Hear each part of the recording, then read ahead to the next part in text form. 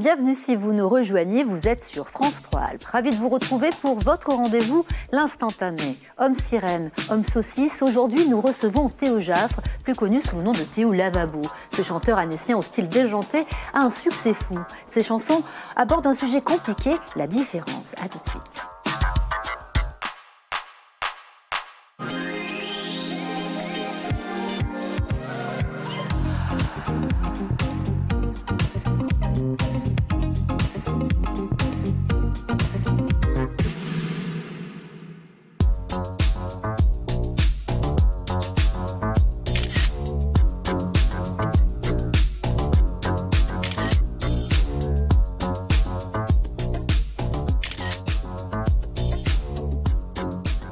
Théo Lavabo, bienvenue.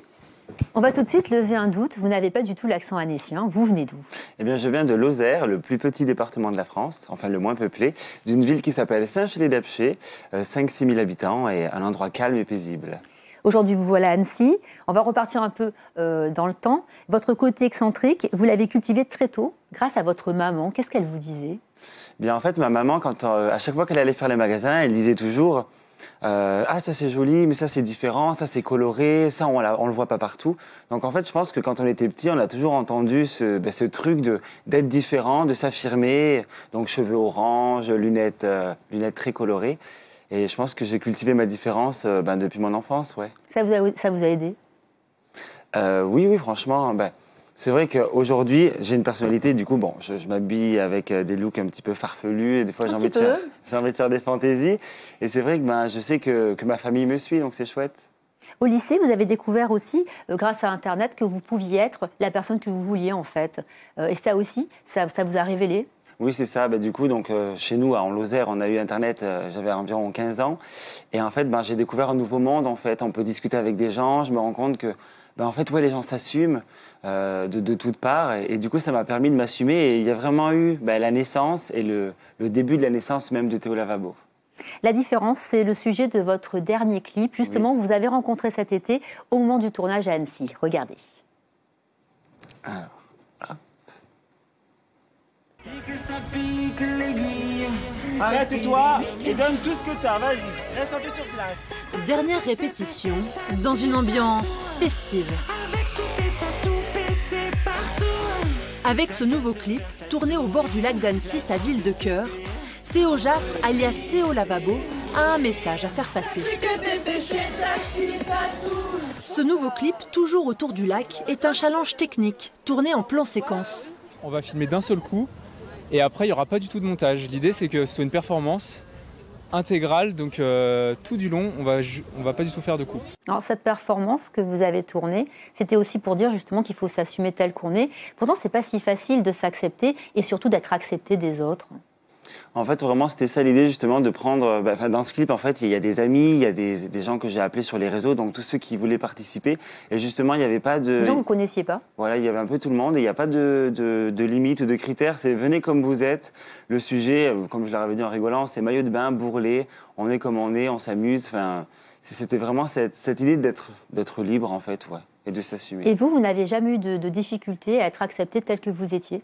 Alors moi j'ai de la chance en fait, ouais. En plus c'est dans une campagne, mais effectivement quand on me faisait des remarques, je pense que je m'assumais tellement en fait que j'étais un petit peu intouchable ou inatteignable. C'est vrai que ça m'affectait pas en fait, puisque moi j'étais bien et vu que j'étais bien, je me disais je vais pas me travestir justement pour plaire aux autres alors que je suis comme ça quoi. Même sur Internet, aujourd'hui, vous me disiez, j'ai jamais de messages désagréables, ça paraît fou. Ouais, mais en fait, mon projet, il est bienveillant, en fait. Si je devais mettre des mots-clés, ce serait bienveillant, liberté, et on me parle beaucoup aussi d'audace dans les messages. Donc, j'ai pas chanté extrêmement bien lors de mon premier passage dans l'émission Incroyable Talent, mais par contre, les gens m'ont dit, tu as eu le courage de le faire, j'allais dire un gros mot, tu as eu l'audace, et merci, justement, ça montre que il faut oser dans la vie et que c'est fun. Justement, vous êtes présenté par 2 fois à cette émission. La France a un incroyable talent sur M6, d'abord avec Chipolata, enfin la Sirène du Lac et Chipolata. Ouais. Qu'est-ce qu'ils vous ont dit au début, votre entourage? Ils vous ont conseillé de ne pas le faire, je crois. Alors au début, oui, quand j'ai dit papa, maman et à mes amis, je vais faire ça dans l'émission, ils m'ont dit non, tu ne vas pas faire ça. Et j'ai dit pourquoi? Parce qu'il y a les enfants qui regardent. Et j'ai dit mais quand on regarde, c'est bienveillant, c'est rigolo pour les adultes, il y a des doubles sens, mais ça reste rigolo, bon enfant et... Et puis, ça valait le coup de le faire. Chipolata, justement, le clip, il a atteint les 30 millions de vues sur Facebook, sur YouTube. Oui, c'est ça. C'est complètement dingue. Est-ce que vous vous y attendiez? Bah alors, je m'attendais, j'espérais que ça fasse un petit succès, j'espérais le million. Mais c'est vrai que vous là... avez fêté le million, je crois. Oui, on a fêté le premier, le deuxième, le troisième, le quatrième. Puis après, bon, du coup, on a suivi les chiffres, mais on ne pouvait pas fêter tous les jours. Mais c'était assez incroyable à vivre. Est-ce qu'on peut dire que vos chansons ont double sens? On peut le dire ça quand même, parce que c'est un peu olé olé quand même les paroles. Hein. On va dire que dans mon nouvel album, donc il y a 11 titres, il y en a peut-être 8 je dirais, où il y a des doubles sens.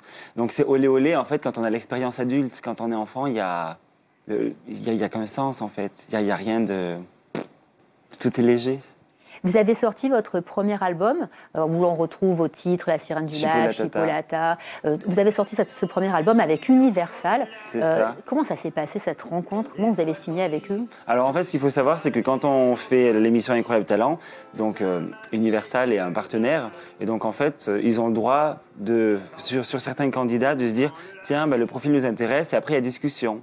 Mon projet les a intéressés pour le côté liberté, justement. Je pense qu'ils étaient contents. Et ça plaît aux enfants? Voilà, c'est ça. Je pense qu'ils étaient contents d'avoir un artiste aussi de liberté.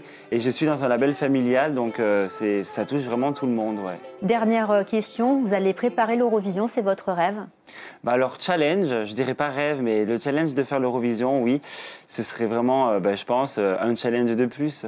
Bon courage alors Théo. Merci pour votre témoignage. Si vous aussi vous souhaitez participer à l'émission, nous faire part de votre expérience du combat peut-être que vous menez, écrivez-nous à l'adresse qui s'affiche. Tout de suite, c'est le Journal des Alpes.